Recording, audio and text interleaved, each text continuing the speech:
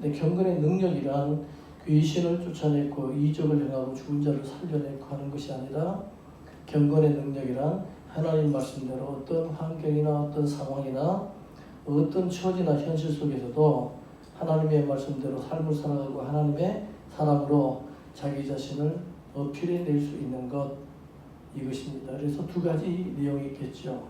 너희는 누구 앞에 서 있는가 생각하라가 되겠고요. 그리고 또한 우리는 하나님께서 우리를 보고 계십니다. 누가 우리를 보고 있다. 그 누구는 다른 사람이 아닌 우리 하나님 아버지께서, 그 아들 예수 그리스도께서 우리를 불꽃 같은 눈동자로 지키시고 보호하시고 보고 계신다는 것, 이것을 우리는 부엘라 헤로이에서 확인할 수가 있습니다. 이 하갈이 당신의 아들이 죽게 된 걸 인해서 하나님 앞에 울부짖고 있을 때 하나님께서 그것을 듣고 보시는데, 누구를 보시냐니까 하갈을 보시는 게 아니고 그 이름 이스마엘, 이 하나님께서 듣는다는 이름이 있는 그 이스마엘의 그 울부짖음을 하나님께서 들으시고 셈을 마련했죠. 그때 고백하기를 부엘라 헤로이, 감찰하시는 분의 셈이라고 했죠.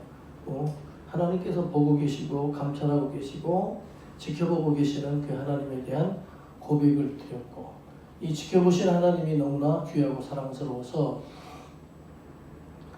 아브라함의 그 아들, 사라의 아들 이삭은 저 모리아 산에서 하나님 앞에 제물로 드려졌다가 아버지 먼저 내려가고 그 다음에 이 이삭이 거기서 기도하고 하나님과의 관계를 갖고 있다가 내려옵니다. 내려와서 아버지가 있는 이 부엘세바로 가지 않고 부엘라 헤로이로 가서 거기서 하나님을 섬기게 되는데, 감찰하신 하나님을 알고 경험하고 그리고 그 하나님을 자기 하나님이 되게끔 하기 위해서 부엘라 헤로이로 가서 이 누구에게 주어진 셈, 곧 이스마엘에게 주어진 그 셈과 은혜마저도 당신의 것으로 만들고야마는 이 이삭의 성실한 신앙의 모습, 경건한 신앙의 모습은 우리들에게 굉장히 시사해 주는 바가 크다고 말할 수가 있습니다.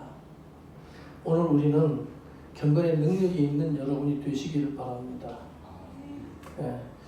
대표적인 성경이 바로 그 욥기서지요. 입술로 범죄치 아니했죠. 어떤 상황, 형편, 그 사탄의 시험, 불과 같은 시험이 그에게 함께했지만 입술로 범죄치 않고 하나님을 사랑하는 모습, 하나님을 나타내고 드러내는 모습, 말씀대로 삶을 살아가는 그 모습을 보인 최초의 이방인이라고 말할 수가 있습니다. 우리는 이 신앙을 본받아서 내 삶이 어려울 때일수록 하나님께서 나에게 하나님을 보여주는 그 역사를 드러내라고 하나님께서 어려움을 주신 줄로 우리가 믿어야 될 줄 압니다. 할렐루야. 이걸 반드시 기억하세요. 내가 지금 경제적으로 어렵습니까? 그 속에서 하나님을 드러내야 되고요. 내가 사람 때문에 괴롭힘을 당합니다. 그 속에서 하나님을 드러내야 되고요. 내가 지금 몸이 좀 아픕니다. 그 속에서도 하나님을 드러내야 됩니다.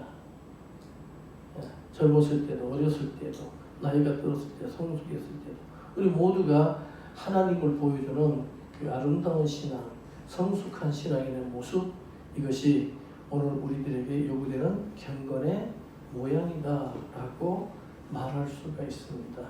그래서 시작부터 끝까지 변함없는 모습, 그 사람이 바로 우리 안나 선지자라고 나오죠. 안나 선지자. 그 선지자는 그 하나님 앞에서 그 나이가 들고 과부로서 우리 주님을 기다리다가 결국은 주님을 보게 되죠. 이제 나를 놓아주십시오. 나를 하나님 데려가도 괜찮습니다 하는 그 고백을 기꺼이 하는 이 모습을 우리가 보게 됩니다.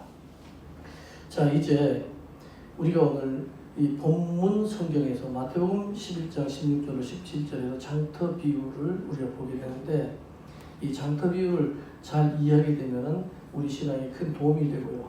그리고 우리가 더 성숙한 신앙으로 나아갈 수 있고요. 그리고 우리 주님께서 지금 우리들에게 말씀하고 계시는 그 무엇인지 정확하게 이것을 붙들고 신앙의 생활을 경건하고 거룩하게 해 나갈 수 있는 줄로 믿습니다. 예수 그리스도를 믿는 사람들은 많습니다. 이름을 부르는 사람도 많습니다. 그러나 그 하나님의 뜻대로 삶을 사는 사람들은 많지가 않습니다. 우리는 그 많은 사람 중에서 그 하나님의 뜻대로 삶을 사는 이 성숙한 그리스도인으로서 우리 자신들 내놓을 수 있기를 바랍니다. 세들베 교회의 담임 목사님이 그런 것을 책을 썼죠. 책 내용에서 시간이 없는 사람에게는 시간으로 헌신하라 그러고 돈이 없는 사람에게는 돈으로 헌신하라고 한다. 시간이 없는 사람들은 그 시간 속에서 시간만 더 주면 더 많은 것을 할 수 있는데 시간을 낼 수가 없다.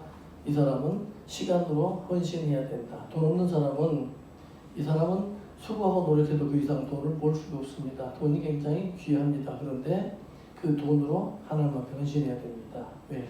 이것이 귀하기 때문에. 성공한 사람들, 잘 나가는 사람들은 시간이 귀하기 때문에 시간으로 헌신해야 되고, 지금 경제적으로 어려움이 있는 사람은 그것으로 하나님 앞에 헌신을 해야 된다. 이런 내용을 우리들에게 말씀해 주고 있습니다. 자, 이 시대를 무엇으로 비유할 거라고 말했습니다. 지금 현재 예수님의 세대, 예수님이 지금 활동하고 있는 그것을 이 비유로 비교하는데 그 아이들이라고 했어요. 그래서 예수님께서 보고 계시는 2000년 전에 유대 땅에 하나님을 섬기고 하나님의 백성들, 아브라함의 후손들의 수준 자체를 어느 카테고리 속에다 평가를 하고 계시냐, 그러니까 바로 다름 아닌 파이디온 수준으로 평가하고 계십니다. 파이디온이란 뭐냐, 그러니까는 7살 이전의 어린 아이들로 우리 주님은 평가하고 있다. 다른 말로 표현하면 젖먹이다라고 표현하고 있고, 사도 바울에 의해서 바울 사도는 히브리서에 젖이나 먹고 단단한 음식을 먹지 못한 자라고 비유를 하고 있다는 사실입니다. 만약 이 시대 지금 우리 주님께서 우리 가운데 임재하셨다면 우리를 어떤 세대라고 어느 수준이라고 주님께서 우리를 이 설명을 이 카테고리를 치면서 우리에게 너희는 이런 수준의 상태다라고 말씀하실까요? 장성한 분량이 충만한 데까지 이른 자, 청년들, 아비들, 아니면 이보다 더 못한 이제 기저귀를 차고 있는 어린 아이들, 뭐 이렇게 이제 평가할 수 있는데 주님은 그래도 2000년 전에 파이디온으로 평가를 하셨다는 거예요. 7살까지의 어린 아이에 대한 모습으로 평가를 해주셨다. 이게 만 7살이죠. 8살이 되지 않은 모습에 이런 아이들로 평가를 해주셨다. 그리고 이 시대를 무엇으로 표현했냐? 그러니까 장터로 표현했다. 아고라라고 하죠. 네, 그 시장 아고라는 이 석주 알죠? 석주. 돌로 이렇게 쭉 기둥을 세워서 석주 대로라 그러죠. 네, 그 메실라라고 하는데 대로를 말합니다. 대로에 석주가 세워지고 그 뒤에 이제 그 상가도 있고 그리고 집들도 있고 행정기관도 있는 것을 말할 때 석주대로로 갑니다. 이 지금 잘 보존되어 있는 게 우리 베샤안에 갔을 때 그 석주대로가 있어 대로에 기둥들이 쭉쭉 서 있는 것 이렇게 우리가 이제 봤고 요르단 가면은 그라사가 있죠. 거기에 석주대로가 지금도 남아 있는 것을 볼 수 있습니다. 로마 시대 대표적인 모습이다라고 말할 수가 있고요. 또 에베소서의 그 무대가 에베소 격지에 가면 거기도 석주대로가 있죠. 예. 그 저기 헬소스 도서관과 그 다음에 그 대중 목욕탕도 있고 뭐 그렇게 한 거리 있잖아요. 그 바로 이 옆이 그러니까 메인 바로 옆이 바로 아고라입니다. 아고라 시장이죠. 여기서 별것을 모든 것을 다 팔았는데 왜 주님은 비유를 할 때 이 시대를 말할 때 신앙 수준을 7살 이하 파이디온으로 보고 그리고 이 시대 사람들이 살고 있는 그곳을 이 시대의 평균적인 부분 삶의 모습을 볼 때 그것을 아고라 시장이라고 장터라고 이렇게 정리를 했는가.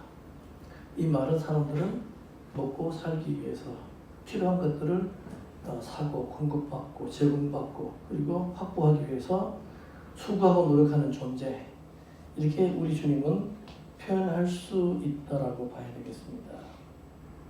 마태복음 20장 3절에 보면 제3시에 나가보니 장터에 놓고 서 있는 사람들이, 놀고 서 있는 사람들이 곧 그 인력 시장에서 사람을 확보하는 것도 어디에서?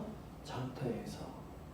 직업에 대한 얘기죠. 물건 사고 팔고 직업을 얻고 하는 것. 마가복음 12장 38절에서 예수께서 가르치실 때 이르시되 긴 옷을 입고 다니는 것과 시장에서 문안을 받는 것과, 문안을 받는 장소도 어디라고 말하고 있습니까? 바로 시장이다. 사람들이 많이 모이는 장소, 거기에서 기도도 하고 문안도 받고 화려하고 복된 멋진 비단 옷을 입고 자기의 종기를 자랑하는 장소, 이것이 바로 시장이다. 바로 오늘 이 시대가 장터적 개념의 집약체다라고 말할 수가 있다는 것입니다.